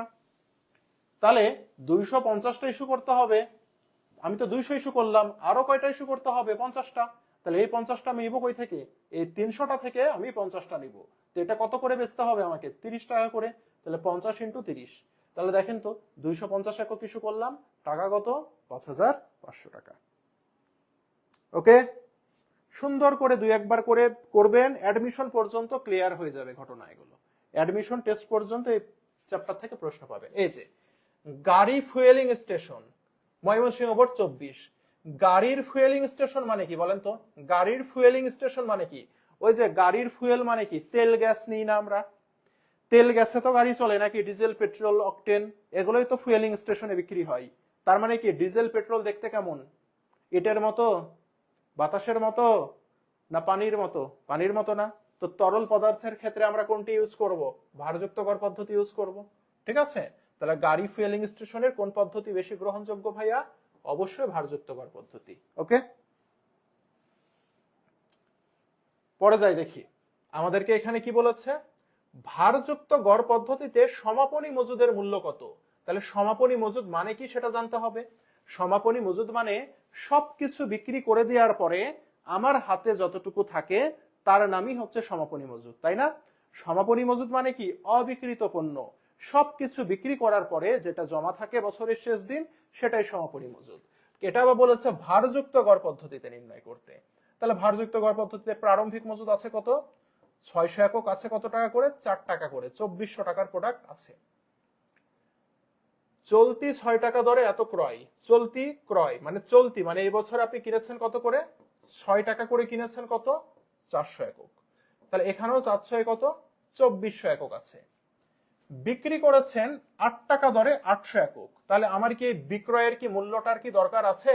আমাকে যখন বলবে বিক্রয় মূল্য কত, তখন এই 8 টাকা নিয়ে আমার কাজ হবে। আমাকে জিজ্ঞাসা করেছে সমাপনী মজুদ কত, তার মানে এই যে বিক্রয় যে আমি 8 টাকা করে করেছি এটার দরকার নাই। আমার দরকার কয়টা প্রোডাক্ট আমি বিক্রি করছি, 800 একক প্রোডাক্ট আমি বিক্রি করছি, তাই না? তো ভালো কথা। তাহলে এখানে আমার টোটাল প্রোডাক্ট আছে কত? টোটাল প্রোডাক্ট হচ্ছে আমার আছে দেখেন 1000, তাই না? 1000 আছে। টোটাল কত টাকার প্রোডাক্ট আছে? 4800 টাকার প্রোডাক্ট আছে, রাইট? তাহলে আমি এটার কি, যেহেতু ভারযুক্ত গড় পদ্ধতি, তাহলে আমি এটাকে গড় করে ফেলি। গড় করার নিয়ম কি? 4800 ভাগ হচ্ছে কত, 1000, 4.8 টাকা। এটা হচ্ছে আমার গড়। তাহলে আমার গড় কত বের হয়েছে? আমার গড় বের হয়েছে 4.8। ওকে, তাহলে এই 1000 প্রোডাক্ট আমার গুদামে আছে, এখান থেকে আমি বিক্রি করছি কয়টা? 800টা। তাহলে 800টা যদি আমি বিক্রি করি, তাহলে 800 মাইনাস করে দিলাম, তাহলে আমার গুদামে থাকবে কত? গোদামে থাকবে আমার 200 একক প্রোডাক্ট। বিক্রি করার পরে গোদামে আছে কত? 200 একক প্রোডাক্ট। এই 200 এককের নামই হচ্ছে সমাপনী মজুদ। ওকে, 200 একক, কিন্তু আপনার চেয়েছে কিন্তু টাকা। কোন পদ্ধতি? ভারযুক্ত গড় পদ্ধতি। তাহলে ভারযুক্ত গড় পদ্ধতি গুণ দিব কি দিয়ে? গড় টাকা দিয়ে। গড় বের করেছি কত? 4.8 করে। তাহলে কত হয়? 400 দুগুণে 800 প্লাস 200.8, তার মানে 160। টোটাল কত? 960 টাকা। ওকে ভাইয়া, তাহলে আমার উত্তর হবে 960। এই যে, বুঝতে পেরেছি ভাইয়া সবাই? কি করব আমরা বলেন তো? ওই যে গড় বের করা। গড় বের করার নিয়ম কি? প্রারম্ভিক মজুদ আর যেটা কিনেছি সেটা, ঠিক আছে? প্রারম্ভিক মজুদ আর যেটা ক্রয় করেছি, হ্যাঁ, বিক্রয়ের আগ পর্যন্ত। তাহলে বিক্রয়ের আগ পর্যন্ত আমার গুদামে আছে কত? 1000 একক। কত টাকা? 4800 টাকার প্রোডাক্ট আছে। তাহলে এটার আমি গড় করে ফেলি। গড় করে কত বের হলো? 4.8 বের হলো। ওকে, ভালো কথা। বলেছে সমাপনী মজুদ কত? তাহলে সমাপনী মজুদ মানে কি? বিক্রি করার পরে হাতে যেটা থাকে। বিক্রি করেছি কত? 800 একক। তাহলে 1000-এর ভেতর থেকে 800 যখন আমি বিক্রি করে ফেলছি, হাতে থাকছে কত? 200 একক। ভারযুক্ত গড় পদ্ধতি মানে গুণ দিব কি দিয়ে? গড় দিয়ে গুণ দিব। তাহলে 200 ইন্টু 4.8 মানে 960 টাকা। ভাইয়া, এই প্রশ্নে যদি আপনাকে বলতো বিক্রিত পণ্যের ব্যয় কত, যেটা একটু আগে বলেছিল ভারযুক্ত গড় পদ্ধতিতে বিক্রিত পণ্যের ব্যয় কত, এটা যদি বলতো তাহলে কি হতো? ভাইয়া দেখেন তো, বিক্রি করছেন কয়টা? 800টা। 800 গুণন কোন পদ্ধতি? ভারযুক্ত গড় পদ্ধতি। তাহলে গুণ দিব কি দিয়ে? গড় দিয়ে।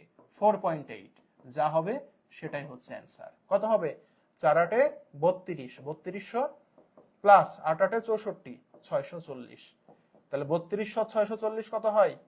3840 টাকা। তখন এটা আমার উত্তর আসতো কি? বিক্রিত পণ্যের ব্যয়। বোঝা গেছে? বোঝা গেছে?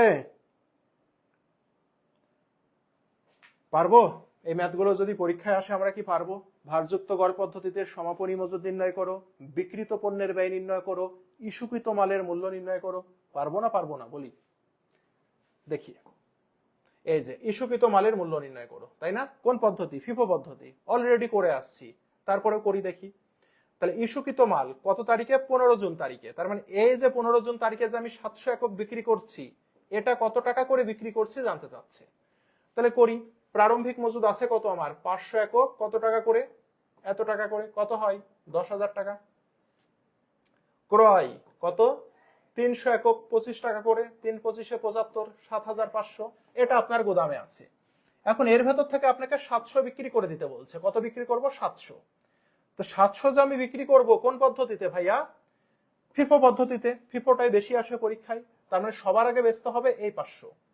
তাহলে ইস্যুকৃত মাল বলেছে, তাহলে এই 500 যে আমি বিক্রি করব, কত করে বিক্রি করব? 20 টাকা করে, 10,000।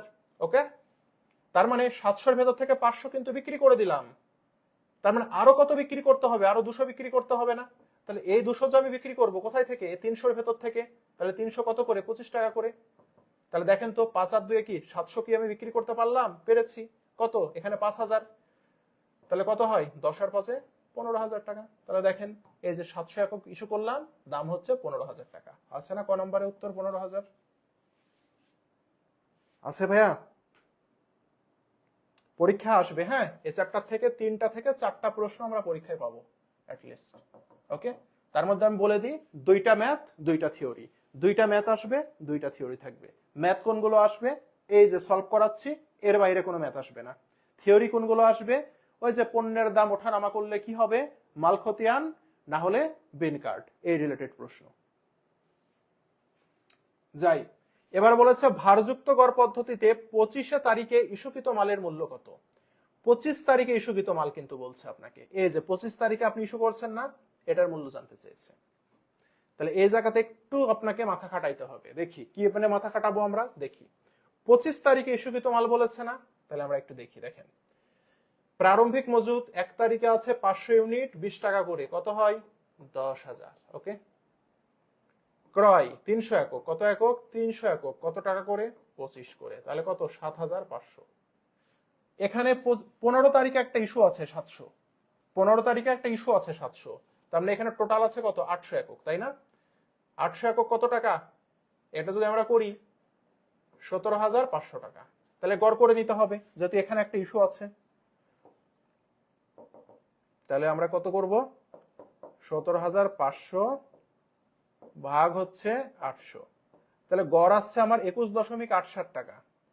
ভাঙাচোরা গড় আসলো। আচ্ছা সরি, কি করলাম আমি এখানে? 17,500, তাই না, ভাগ হচ্ছে কত? 800। হ্যাঁ, 21.87 টাকা, তাই না, 21.87 টাকা। হ্যাঁ, তাহলে গড় আসছে কত? 21.87। এটা আমার গড় আসছে। ওকে, ভালো কথা। এখান থেকে আপনাকে বিক্রি করে দিতে হবে কত? 700 একক, তাই না? তাহলে আমি যদি 700 একক যদি বিক্রি করে দিই, আমার থাকবে কত? 100 একক থাকবে। কত থাকবে? 100 একক থাকবে। কত করে থাকবে ভাইয়া? এই যে গড় 21.87 করে থাকবে। তাহলে কত থাকে দেখি তো? 21.875। আচ্ছা নিয়ে নেন, 875 নিয়ে নাতে 3 ঘরই নেন। তাহলে এটাকে গুণ দিব কত দিয়ে? 100 দিয়ে।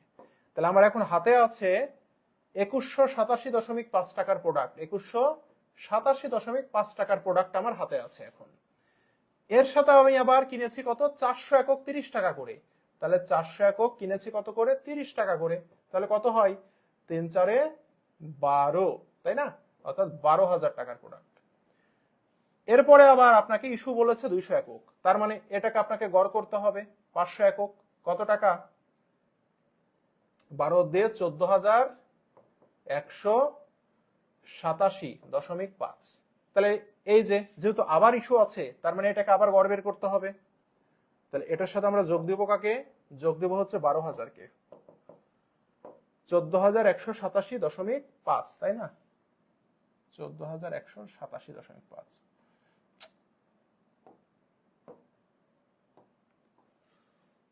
14,187.5 হইল। তাহলে এটাকে যদি আমরা গড় দিই, 500 দিয়ে যদি ভাগ দিই, কত আসে? 28.375। কত গড় বের হলো? 28.375। এটা আমার গড় বের হয়েছে, তাই না? এখন আপনাকে বলছে যে 25 তারিখে যে আপনি 200 একক ইস্যু করছেন, এই ইস্যুকৃত মালের মূল্য কত? তাহলে ইস্যু করছি কত? 200 একক। গুণ দিব কত দিয়ে? এই যে গড় দিয়ে, ভারযুক্ত গড় পদ্ধতি 25.375। তাহলে এটা 200 দিয়ে গুণ দিই, 56.75। কত বের হয়েছে? 56.75। আচ্ছা না, 56.75। ক্লিয়ার সবাই ভাইয়া? সবাই ক্লিয়ার? আমরা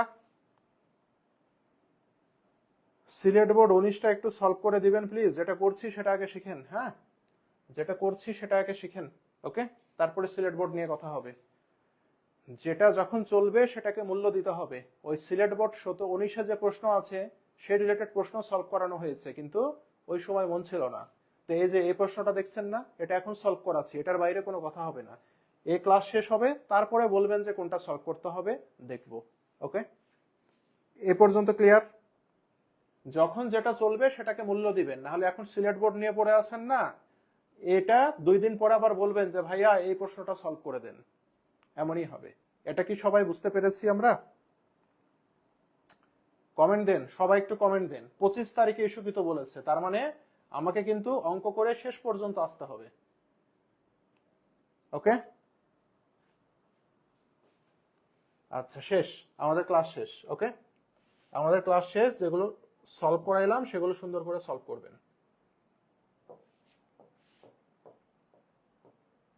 সলভ শিট সহ আমি দিয়ে দিব। হ্যাঁ, এবার বলেন কি সমস্যা? সিলেট বোর্ড 19-এ কি সমস্যা হয়েছে আমাকে বলেন এবার। সিলেট বোর্ড 19 কি আমার ইয়াতে ছিল? আমি যে শিটটা পড়াইছি কতদিন সেখানে কি ছিল? নাহলে তো প্রশ্ন আবার নিয়ে আসতে হবে। এবার আসেন সিলেট বোর্ড 19-এ কি আছে আমরা দেখি।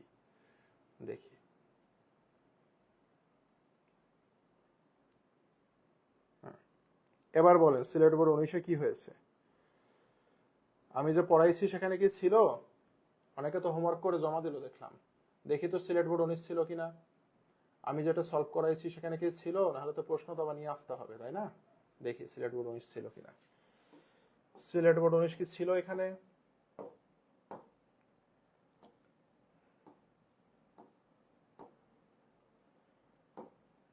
ছিল নাকি এখানে? থাকলে এখান থেকে বোঝাই দিব, নাহলে তো এখন তো সিলেট বোর্ড 19, সিলেট বোর্ড 18। ওই সিলেট বোর্ড 19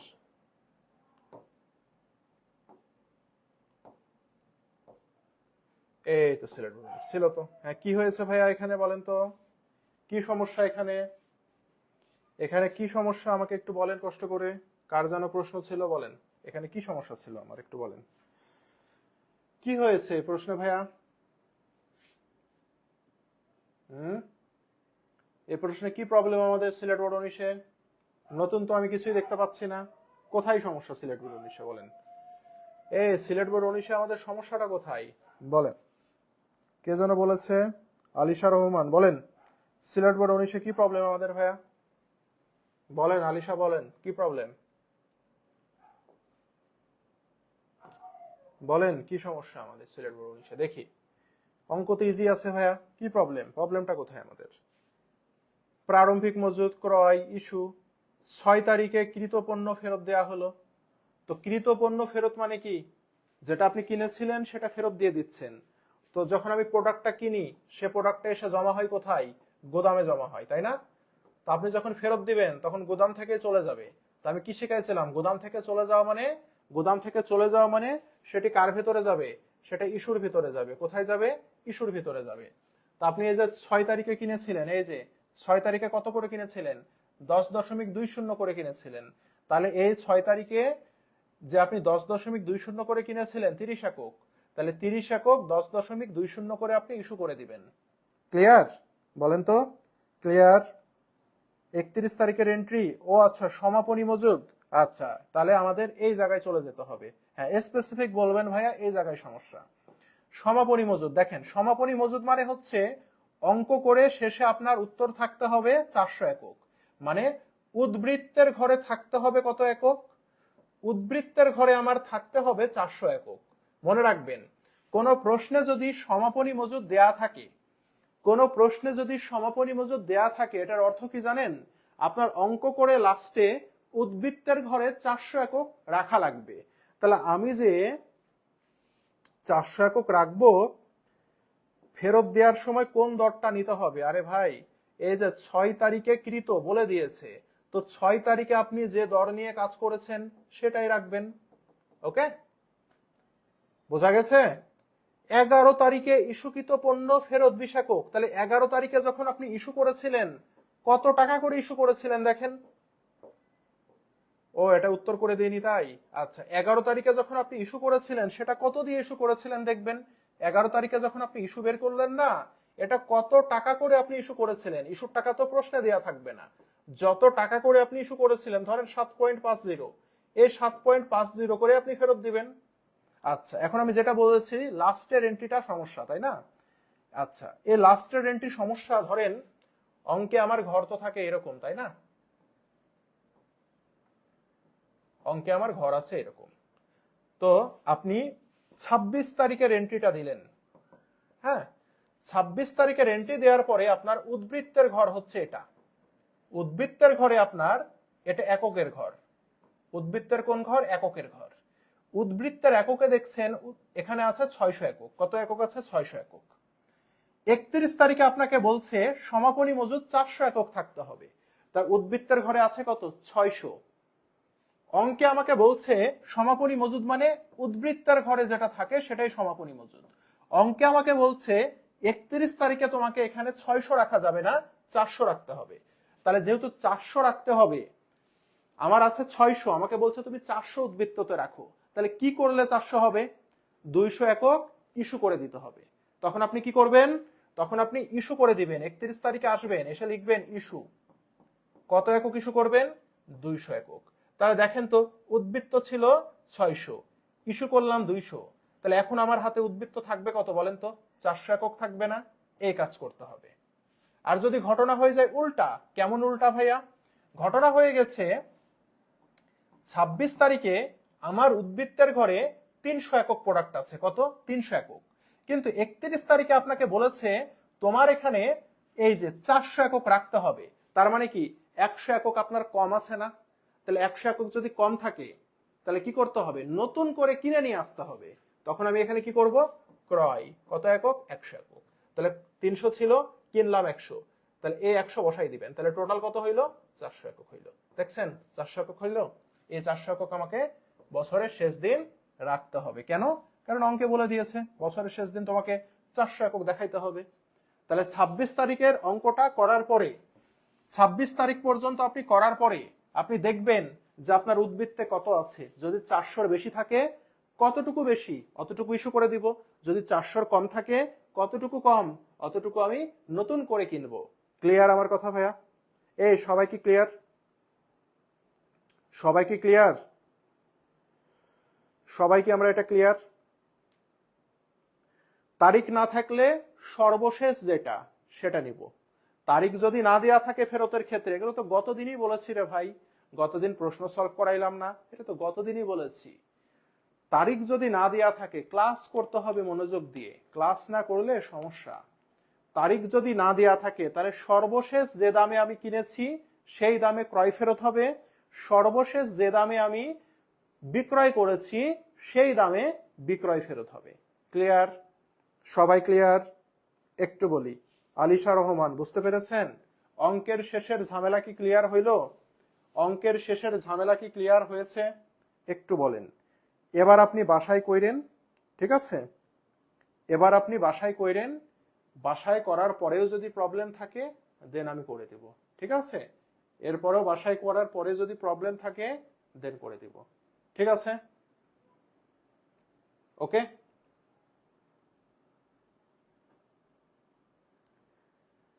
বাসায় কইরেন। হ্যাঁ, বাসায় কইরেন। এবার আমি যেভাবে বললাম, এরপরে প্রবলেম থাকলে নেক্সটের দিন আমাকে প্রথমে বলবেন এটা, তাহলে করে দিব আমি। ওকে, নেক্সটের দিন আমাকে বললে আমি করে দিব, ঠিক আছে? ওকে ওকে, বাসায় ট্রাই করেন, আমি সামনের দিনে করে দিব, ঠিক আছে?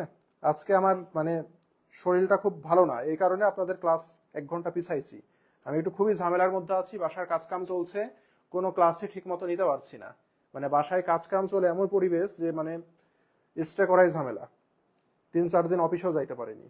হ্যাঁ, তো ঠিক আছে, সবাই ভালো থাকেন। আজকে এখানে শেষ করলাম ভাইয়া, আল্লাহ হাফেজ।